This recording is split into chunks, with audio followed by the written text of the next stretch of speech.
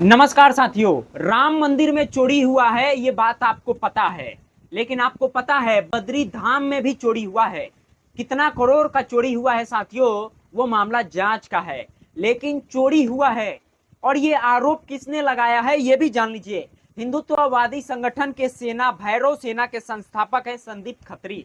फिर से सुनिए, हिंदुत्ववादी संगठन के भैरव सेना के संस्थापक संदीप खत्री ने आरोप लगाया है कि बद्री धाम में चोरी हुआ है।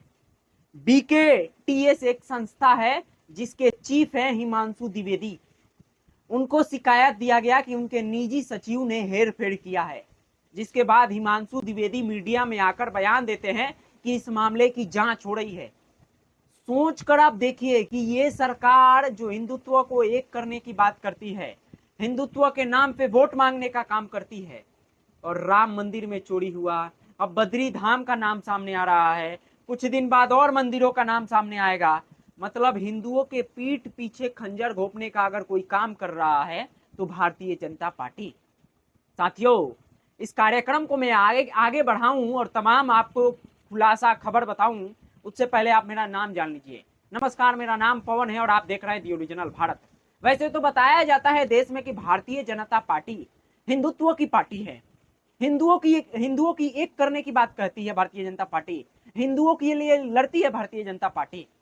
लेकिन जिस तरह से मंदिरों में चोरी हो रहा है, गनबन हो रहा है, सेंधमारी हो रहा है, अगर तार किसी पार्टी से जुड़ रहा है तो वो है भारतीय जनता पार्टी।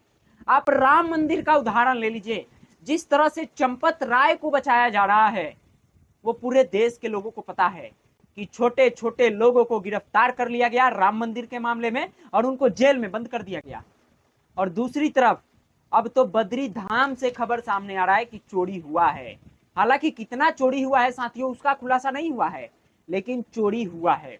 मामले का जांच किया जा रहा है, टीम को बना दिया गया है, टीम जांच कर रही है। लेकिन जरा आप कल्पना कीजिए कि इस देश में करोड़ों हिंदुओं का आस्था है मंदिर, और मंदिर में सेंधमारी कौन कर रहा है? हिंदू के बड़े बड़े लोग सेंधमारी कर रहे हैं। फिर से सुनिए, कोई मुसलमान चोरी नहीं कर रहा है। अगर कोई मुसलमान चोरी करेगा और वो पकड़ा जाता है तो साथियों इनकाउंटर हो जाएगा।